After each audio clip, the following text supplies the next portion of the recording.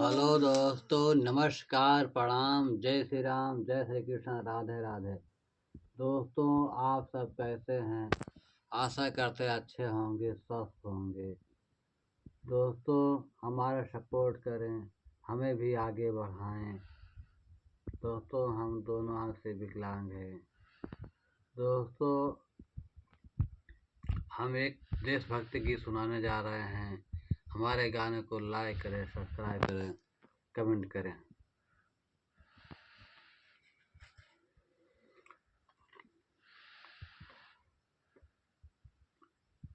हमार बीरना हो, हमार बीरना, हमार बीरना हो, हमार बीरना, हमार बीरना हो, हमार बीरना।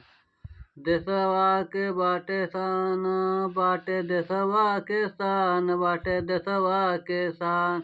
हमार बीरना हो, हमार बीरना, बाटे देशवा के शान, बाटे देशवा के शान। हमार बीरना हो, हमार बीरना, हमार बीरना हो, हमार बीरना। 26 जनवरी पावन दिनवा, 26 जनवरी पावन दिनवा। झंडा तिरंगा लेके चला हो बीरानवा, झंडा तिरंगा लेके चला हो बीरानवा। हमार बीरना हो, हमार बीरना, हमार बीरना हो, हमार बीरना। खूब नारा लगावई हमार बीरना, खूब नारा लगावई हमार बीरना, खूब नारा लगावई हमार बीरना, खूब नारा लगावई हमार बीरना, खूब नारा लगावई हमार बीरना।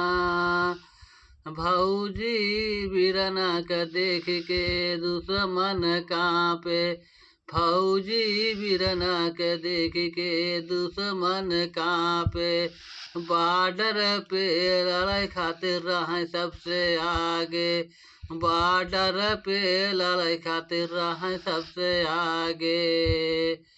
हमार बीरना हो, हमार बीरना, हमार बीरना हो, हमार बीरना, हमार बीरना हो, हमार बीरना। सबके छक्का छुड़ावई हमार बीरना, सबके छक्का छुड़ावई हमार बीरना, सबके छक्का छुड़ावई हमार बीरना, सबके छक्का छुड़ावई हमार बीरना। हमार बीरना हो, हमार बीरना, हमार बीरना हो, हमार बीरना, हमार बीरना हो, हमार बीरना।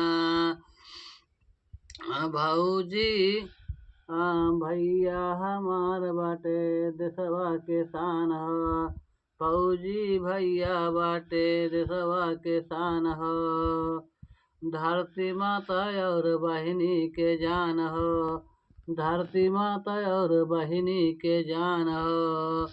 हमार बीरना हो, हमार बीरना, हमार बीरना हो, हमार बीरना, हमार बीरना हो, हमार बीरना। सबके रक्षा सबके प्राण बचावई हमार बीरना, सबके प्राण बचावई हमार बीरना, हमार बीरना हो, हमार बीरना, हमार बीरना हो, हमार बीरना। देशवा के बाटे शान हमार बीरना हो, हमार बीरना। बाटे देशवा के शान, बाटे देशवा के शान। हमार बीरना हो, हमार बीरना। सबके रक्षा करावई हमार बीरना, सबके प्राण बचावई हमार बीरना। हमार बीरना हो, हमार बीरना, हमार बीरना हो, हमार बीरना। दोस्तों, गाने को लाइक कीजिए, सब्सक्राइब कीजिए, कमेंट करें।